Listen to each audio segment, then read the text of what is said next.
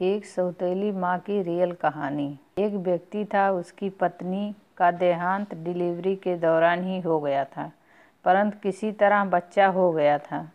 छोटा बच्चा माँ के बिना कैसे संभाला जाएगा, ये एक बहुत ही चिंता का विषय हो गया था। कई मित्रों व सगे संबंधियों के कहने पर उसने पुनः विवाह किया। बच्चे को नई माँ मिल गई। नई माँ बच्चे की सार संभाल करने लगी। बच्चे को भी लगा जैसे कि उसकी माँ फिर से मिल गई। कुछ ही वर्षों में उस युवती को भी एक पुत्र हुआ और उसका ध्यान अपने नए बच्चे पर अधिक रहने लगा। धीरे धीरे उसकी दृष्टि में दोष आने लगा और वो पक्षपात से ग्रसित हो गई। अब उसे लगने लगा कि इस घर का वारिस तो बड़ा लड़का है और संपत्ति पर भी अधिक हक इसी लड़के का है। उसे अपने पुत्र के भविष्य की बहुत चिंता करने लगी। उसने अपने पति को समझा बुझा के राजी किया और बड़े लड़के की पढ़ाई लिखाई सब छुड़वा दी और घर के नौकर को भी हटा दिया तथा सब काम उसी लड़के से कराने लगी। बच्चे के ऊपर की विपदा आ पड़ी। वो अभी दूसरी कक्षा में ही था और दुनियादारी कुछ नहीं जानता था। उसे यही लगता था माँ ने सही किया होगा। घर का सारा काम करते करते उसका पूरा दिन बीत जाता था। धीरे धीरे माँ ने उसे समझा दिया कि उसका असली कार्य अपने छोटे भाई की सेवा ही है और उसका छोटा भाई ही असली मालिक है। बच्चे ने माँ की आज्ञा मान ली और सदा ही अपने भाई की सेवा संभाल में तत्पर रहने लगा। अब वो बड़े लड़के को जरा जरा सी गलती होने पर डांटने मारने भी लगी थी ताकि उस पर एक भय बना रहे।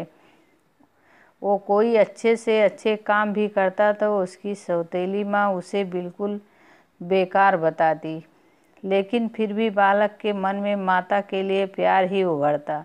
वो उसे सौतेली माँ नहीं मानता। उस औरत ने घर के पूजा पाठ का जिम्मा भी उसी बच्चे को दे रखा था, अतः उस बालक की बुद्धि धीरे धीरे आध्यात्मिक होने लगी।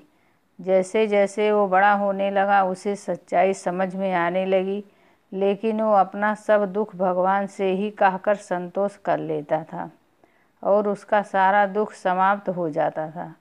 पिता से वो बहुत प्रीत करता था और जानता था कि पिता उसकी स्थिति से बहुत दुखित रहते हैं, लेकिन वो उनसे हमेशा माँ की बड़ाई ही करता था।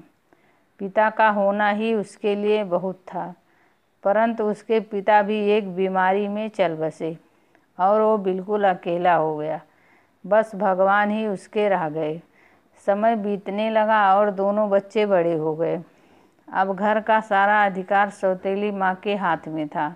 योजना के अनुसार बड़े बच्चे की शादी उस औरत ने बहुत ही गरीब घर में व अनपढ़ औरत से करी तथा अपने पुत्र की बहुत बड़े घर में व पढ़ी लिखी युवती से करी। उसने बड़े लड़के को नौकरों वाले घर में से एक घर दे दिया और उसकी पत्नी को भी बता दिया कि उसका असली कार्य मालकिन यानी छोटी बहू की सेवा करना ही है। छोटे लड़के के लिए उसने बहुत बड़ा भवन बनवाया था और स्वयं भी उसी में उन्हीं के साथ निवास करने लगी। बड़ा लड़का खुशी से अपना जीवन व्यतीत करने लगा और पत्नी के साथ माँ व छोटे भाई के परिवार की सेवा करने लगा। छोटे लड़के की स्त्री को उसकी माँ बहुत अखड़ती थी। उसे लगता था कि मालकिन उसे होना चाहिए। अब सास बीमार भी रहती थी और साथ में रहने के कारण रात बिरात सेवा उस छोटी बहू को ही करनी पड़ती थी, जो उसे बिल्कुल नापसंद था। एक दिन पता चला कि सास को छूत की बीमारी हो गई है। ये जान के तो छोटी बहू और दूर दूर रहने लगी। उसकी आंखों में सांस खटकने लगी। उसने अपने पति से कह दिया कि इस घर में या तो वो रहेगी या उसकी माँ। छोटे लड़के पर अपनी पत्नी का जादू चढ़ा हुआ था। उसने अपनी ही माँ को घर से बाहर निकाल दिया और उसे वहीं नौकरों के घर में रहने को कह दिया। अब माँ भी वृद्धा हो गई थी और अचानक इस घटनाक्रम से एकदम बदहवस हो गई। उसे अपने जीवन भर की पूंजी व्यर्थ जाती दिखी। वो तो अपने इस बेटे के ऊपर पूरी तरह निर्भर थी। उसने सपने में भी नहीं ऐसा सोचा था। उसे लगने लगा कि अब उसकी सेवा कौन करेगा। उसने आत्महत्या करने का निर्णय ले लिया और गंगा जी में डूबने चल दी।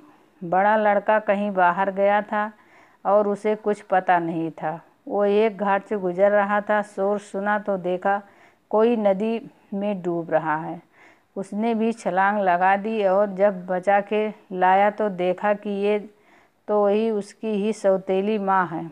जब सारी बात पता चली उसे तो बहुत दुखित हुआ और अपनी पत्नी व माँ के साथ घर त्याग दिया। वह दूसरे गांव में रहने लगा। उसने अपने पत्नी के साथ माँ की बहुत सेवा करी और वो ठीक हो गई। वो लोग अच्छे से जीवन बसर करने लगे। एक दिन उसकी माँ से बड़ी बहू ने पूछा, माँ मुझे कुछ शिक्षा दे दो। सास की आंखों में आंसू भर आए। उसने मात्र इतना कहा कि बेटी, तुम्हारा पति तो भगवान के समान है। शिक्षा तुम्हें उससे ही कहूँगी कि किसी को भी पराया नहीं समझना चाहिए और जीवन में किसी के साथ इतना बुरा मत करना कि जब वो तुम्हारे साथ फिर भी भलाई करे तो तुम्हारी आत्मा को गंवारा ना हो। अगर आपको कहानी अच्छी लगी हो तो चैनल को सब्सक्राइब करें और वीडियो को लाइक करें।